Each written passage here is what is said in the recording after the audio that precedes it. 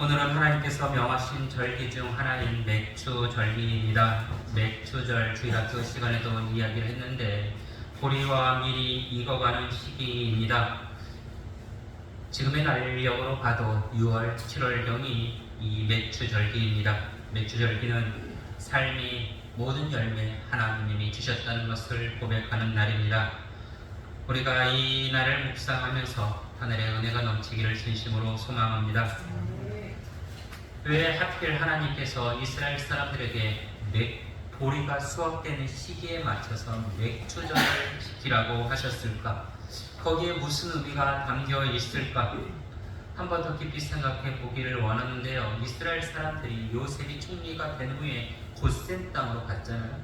고센 땅에 가서 그들이 하는 일이 가축 기르는 일이에요.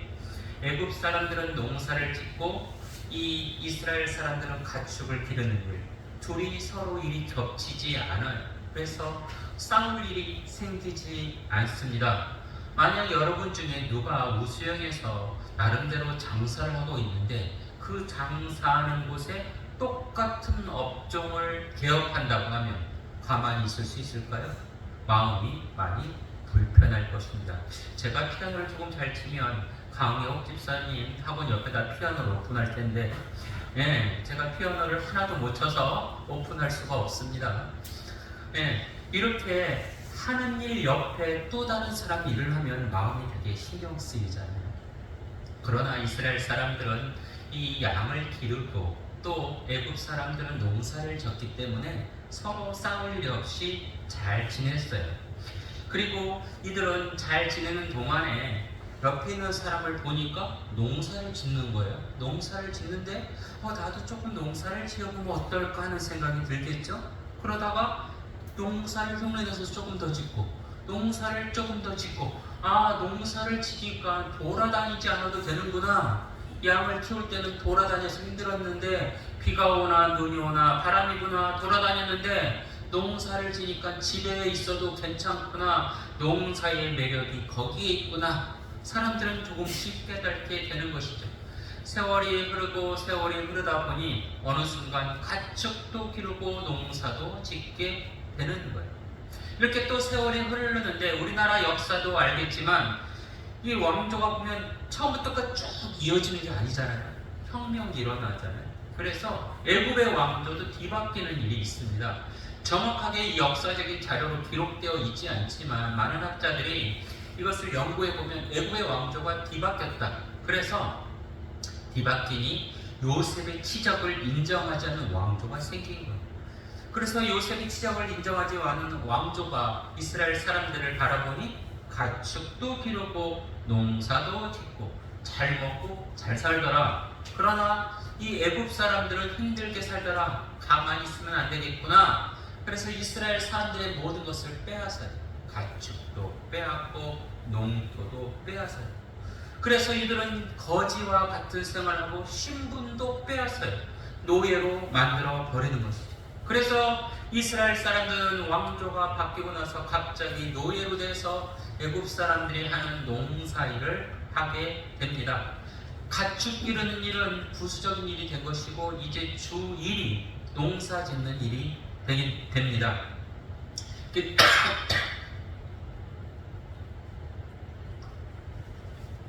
농사를 열심히 짓는데 또 왕조가 바뀌면서 국가 사업을 해요. 이집트에 보면 가장 큰 유물이 무엇인가요? 스핑크스잖아요. 또 피라미드 이런 것들이 있는데 이것을 만든 일에 동원이 돼요. 너무 힘들어서 출애굽기 3장에서 이렇게 고백합니다.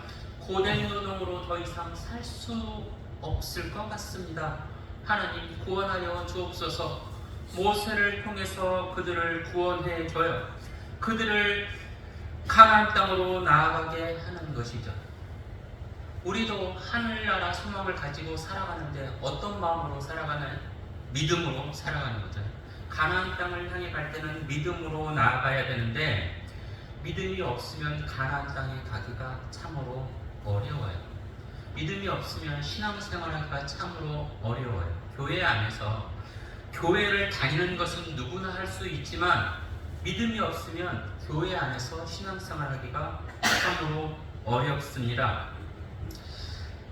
믿음이 없으면 현실만 사람들이 바라보게 되는 거예요. 하나님이 역사하겠다 이런 것이 아니라 현실만 바라보게 되는 거예요. 현실을 바라보는 모습을 사람들은 이렇게 비유합니다. 마치 어린아이와 같다. 어린아이는 부모가 많은 것을 공급해줘요. 부족함이 없도록 채워줘요. 그런데 마트 같은 데 가서 무엇을 사고 싶어요. 그럼 하나님이 부모가 무엇을 공급해 주겠다, 채워주겠다 이런 마음이 아니라 어떻게 해요? 어린아이는 엄마 사줘! 안 사주면! 이렇게 해요. 엄마가 먹을 것, 입을 것, 마실 것, 공부할 것 다 해주는데 그 현실에서 내가 장난감을 갖지 못하면 막 떼써요. 믿음이 없는 사람들은 그렇다는 거예요. 그러나 성숙한 어른들은 어떤 행동을 해요? 내가 살아보니 사라지더라.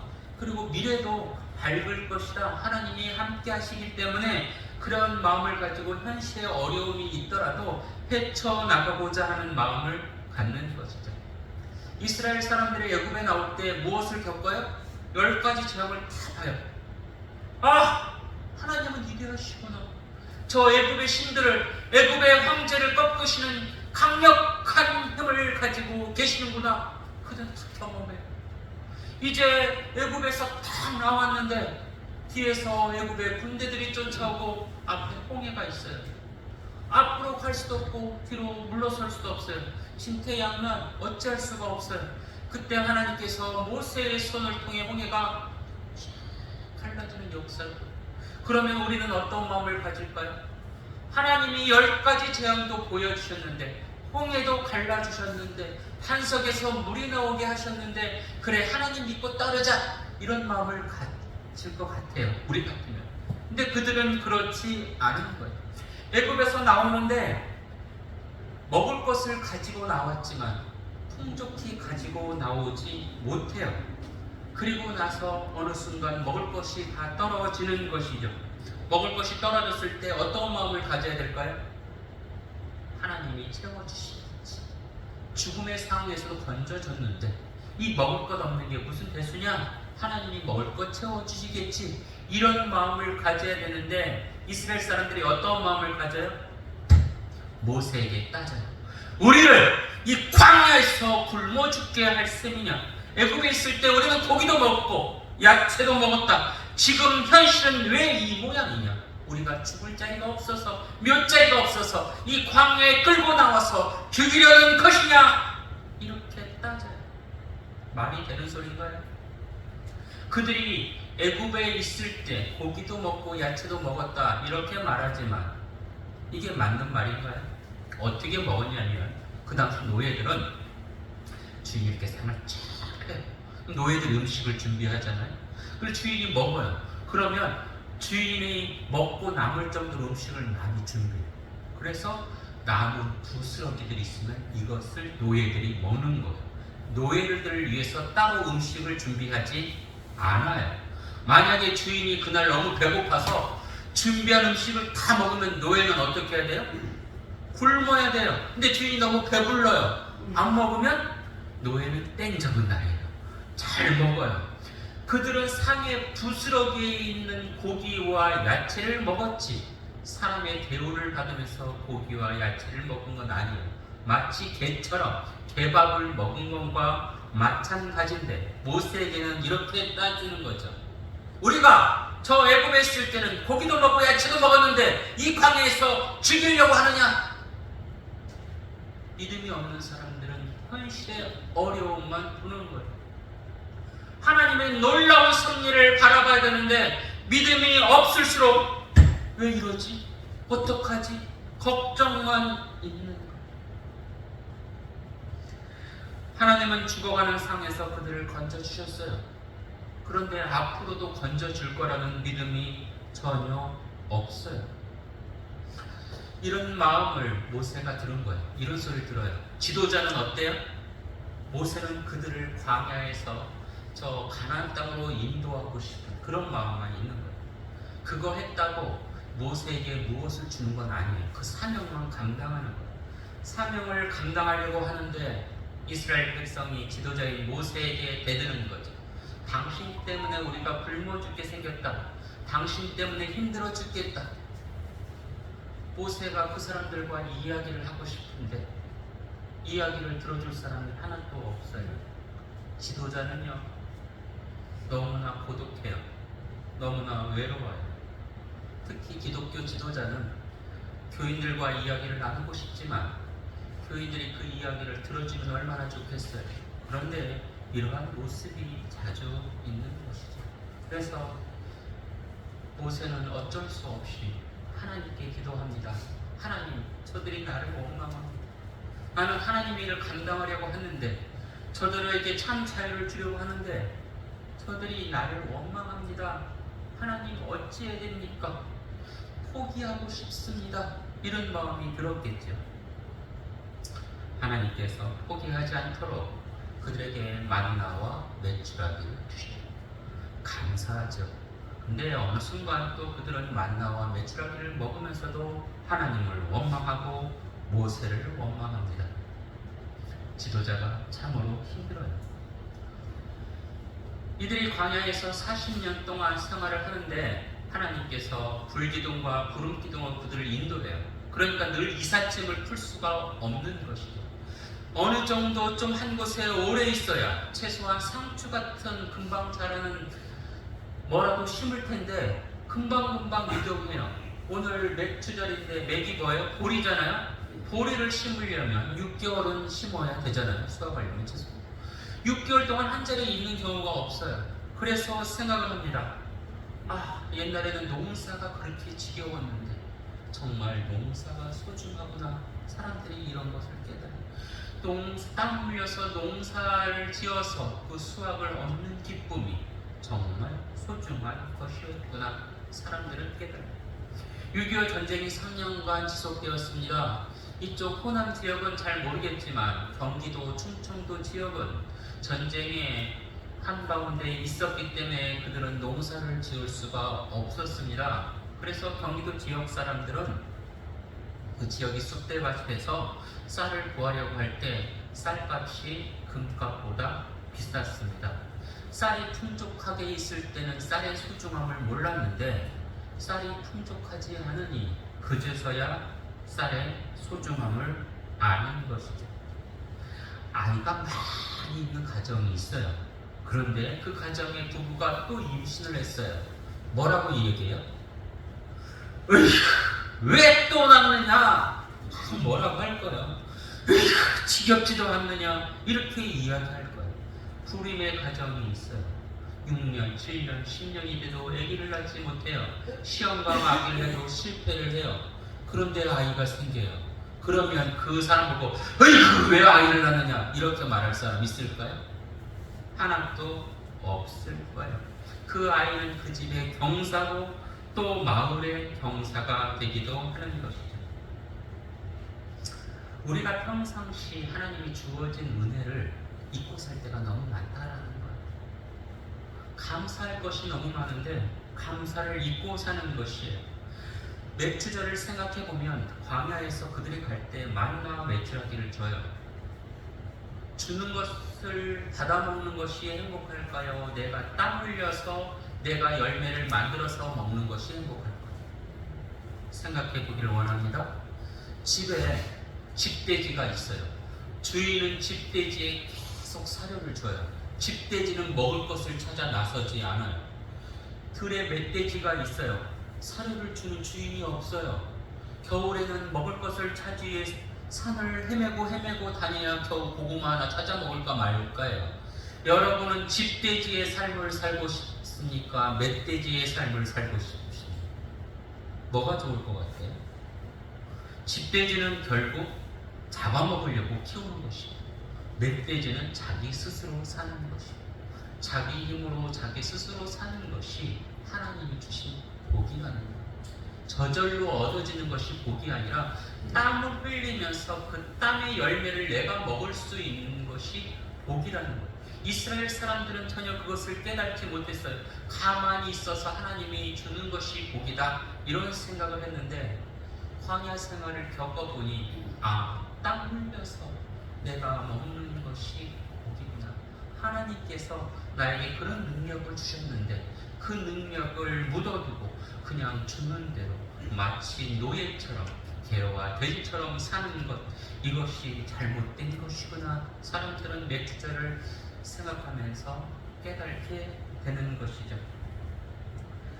교회에 오래 다니고 또 봉사를 많이 한다고 해서 하나님의 일을 하는 것이 아니라 하나님의 진리를 깨닫는 사람이 진짜 하나님의 일을 하는 것이죠.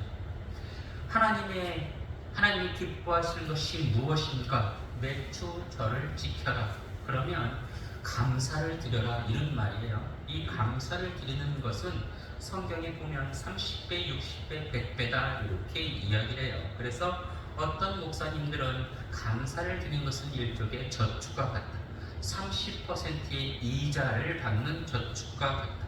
지금 30%의 이자를 준다면 혹시 여러분 어떻게 하실 거예요? 내가 가지고 있는 돈 거기다 몰아넣겠죠? 그런데 어떤 사람은 30% 이자를 준다고 농협에서 확실히 이야기를 했는데 믿을 수 없어 하고 자기가 가지고 있어요.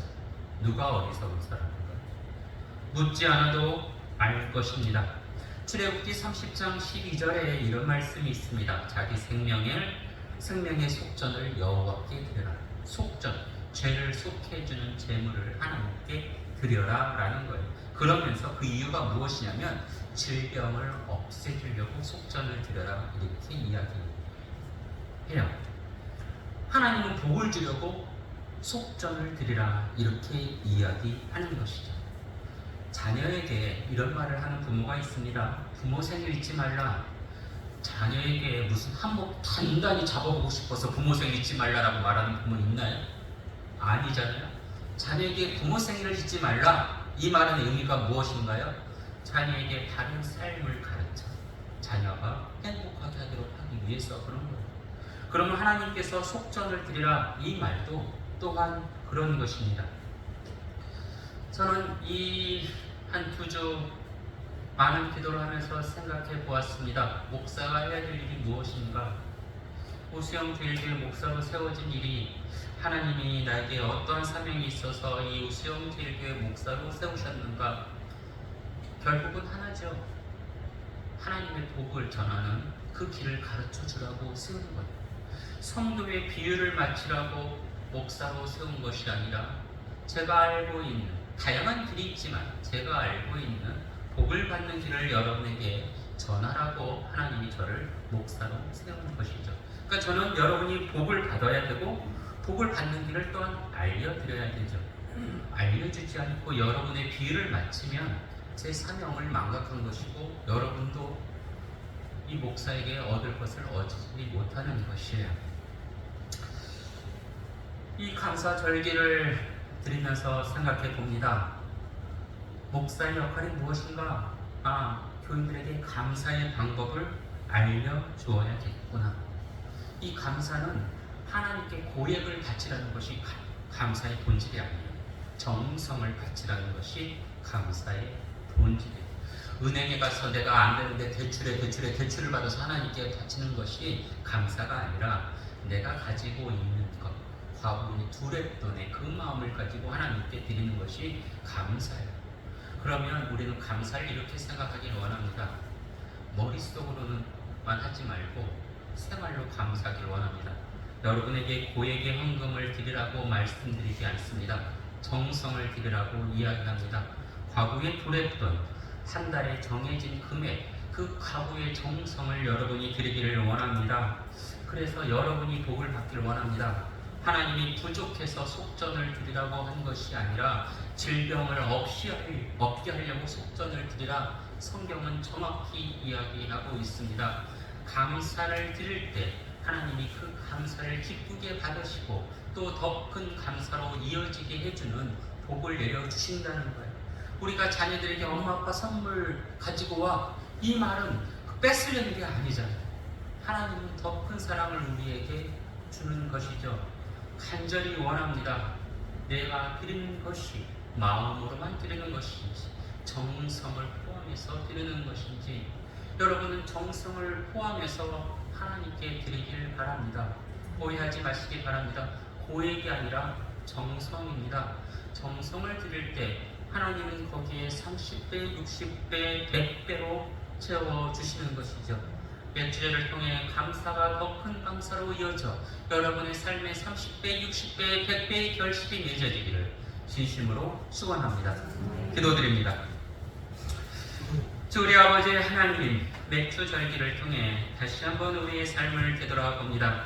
하나님을 믿고 하나님을 섬긴다고 했지만 감사가 얼마나 있었는지 우리 자신을 되돌아봅니다. 입술로만 감사를 했다면 용서하여 주옵소서. 마음으로만 감사를 드렸다면 용서하여 주옵소서. 나의 것을 나의 것으로 고집하지 않고 하나님께 정성을 다해 드리게 하옵소서. 그리하여 그것이 우리 삶의 더 큰 감사로 이어지게 하옵시고 삶의 30배, 60배, 100배의 결실로 이어지게 하여 주옵소서. 이제 남은 반년 아버지 하나님께 맡깁니다. 모든 것 하나님이 주관하실 줄 믿습니다. 아버지 2025년 남은 시간 주님을 바라보니 선한 길로 의의 길로 인도하여 주시옵소서. 예수님 이름으로 기도드립니다.